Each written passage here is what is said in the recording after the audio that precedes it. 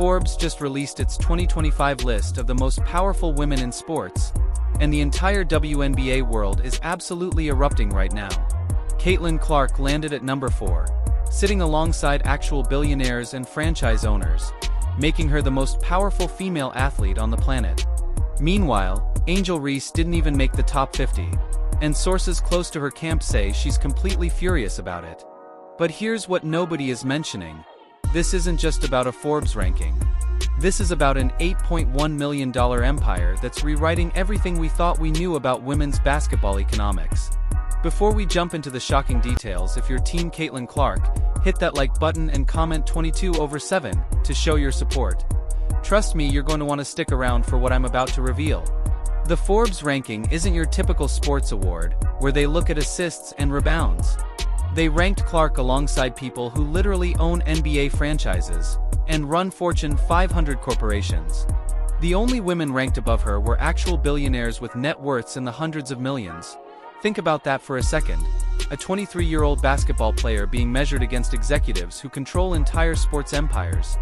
Clark pulled in $8.1 million during her rookie season, while her official WNBA salary was only $76,000. That means she made over 100 times her basketball salary through endorsements alone. But that's not even the full story. What makes this even more explosive is how Angel Reese has been reacting to Clark's meteoric rise.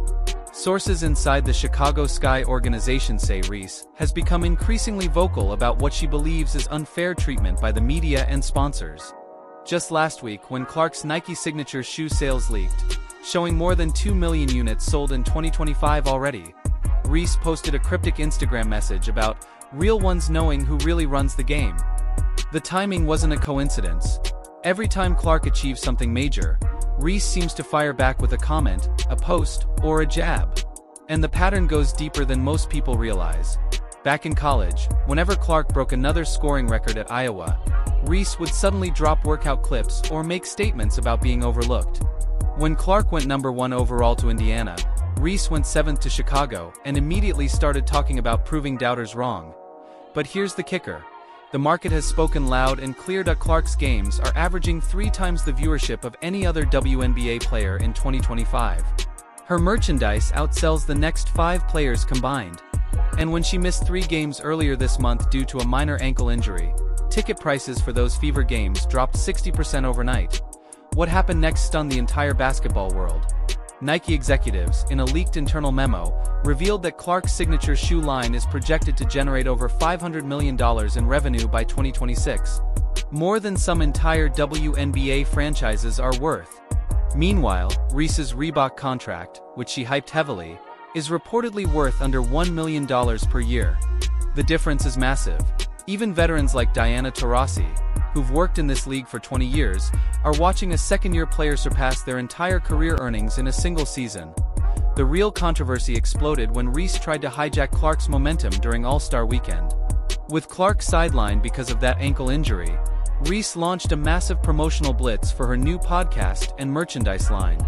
She scheduled appearances, dropped exclusive content, and even teased a documentary series. But the numbers exposed the reality. Without Clark on the court, All-Star Game viewership fell 48% from the previous year. Sponsors were reportedly furious. One executive, who asked to stay anonymous, told reporters that trying to capitalize on Caitlin's absence completely backfired. But here's where things get even wilder. The Forbes ranking used specific metrics that placed Clark in a category no other athlete could touch. They measured her ability to drive revenue, her influence on broadcast negotiations, her impact on merchandise sales, and, most importantly, her power to attract brand new audiences to women's sports. Clark doesn't just play basketball. She has become an economic engine, reshaping the entire WNBA. Her social media engagement beats out some NFL quarterbacks. Her jersey sales in 2025 have already surpassed total WNBA jersey sales from all of 2023 combined. The jealousy from certain players isn't even subtle anymore.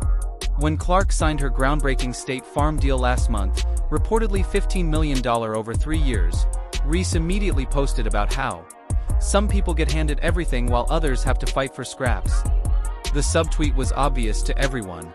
But what Reese seems to ignore is that Clark's value isn't manufactured, It's organic. Little girls want Clark jerseys for their birthdays. Families who never watched women's basketball are buying league pass subscriptions just to follow her games. She isn't just a player, she's a cultural phenomenon. Sophie Cunningham, Clark's new Fever teammate this season, recently addressed the situation, and her comments had everyone talking. She said the jealousy toward Clark is embarrassing for the league, and that players should be celebrating her success because it benefits everyone. Cunningham noted that since Clark entered the WNBA, average player salaries have risen by 30%, and the salary cap is on track to double by 2027. That is the Clark effect in action. The financial reality gets even more shocking.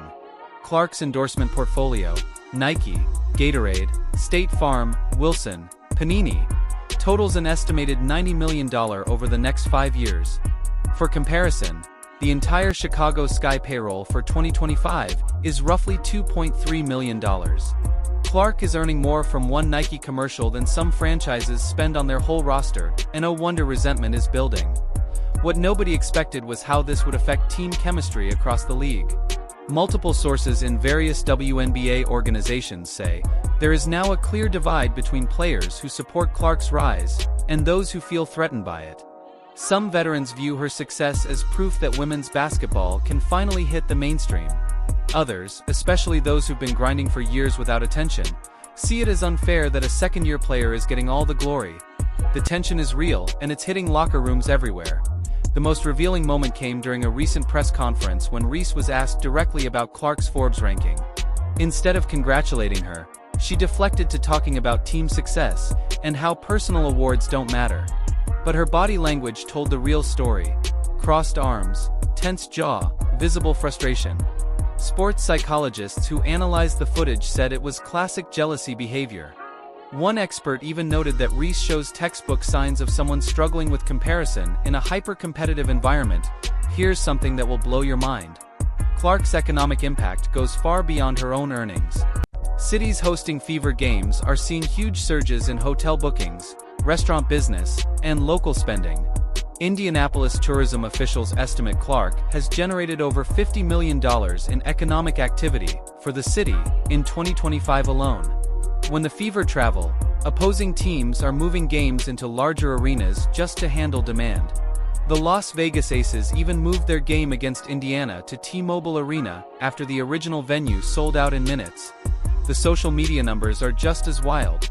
Clark's Instagram has exploded to 12 million followers, easily making her the most followed WNBA player by a massive margin. Her TikTok posts regularly pull tens of millions of views. Meanwhile, Reese is stuck at around 2 million followers despite non-stop posting. Marketing experts say the reason is simple: authenticity. Clark feels real. Reese feels forced. But wait, it gets even more unbelievable. League insiders now say the WNBA's new media deal, worth $2.2 billion over 11 years, was driven largely by Clark's presence. Broadcast executives specifically cited her drawing power during negotiations. One source said networks were essentially betting on the Caitlin Clark era of women's basketball. Without her, the deal would have been worth significantly less, which means this: every single player in the league is making more money because of Caitlin Clark, whether they admit it or not. The controversy reached a boiling point last week, when leaked audio surfaced of Ree talking to teammates about the Forbes list. While the full context isn't clear, she can be heard saying something about politics and who they choose to promote. The audio went viral and sparked massive debate about whether there's actual discrimination, or if it's simply market forces at work. Most analysts sided with the latter. Clark sells tickets, drives ratings, and moves merchandise at levels nobody else can match. What makes this whole situation even more fascinating is how Clark herself has handled the attention. She's remained remarkably humble, always crediting teammates and talking about growing the game for everyone. After the Forbes announcement, she posted a simple thank you message and highlighted other players who inspire her. The contrast with how others have reacted couldn't be more stark. It's this authenticity that resonates with fans and sponsors alike. The implications for the future of women's basketball are massive. If Clark continues on this trajectory, she could become the first female basketball player to approach NBA-level endorsement earnings. Industry insiders predict she could be worth $500 million by the time she retires. That kind of money doesn't just change one player's life. It changes how the entire sport is valued and marketed. Recent developments have made the situation even more explosive. Just yesterday, news broke that Clark is in talks for her own signature basketball line with Wilson. Not just a shoe deal, but an entire equipment line, including balls, training gear, and apparel. The deal could be worth another $20 million. Meanwhile, Reese's podcast, which launched with huge promotion, is struggling to maintain listeners and lost its primary sponsor after just 3 months. The real question everyone should be asking is whether this jealousy and resentment will ultimately hurt the league.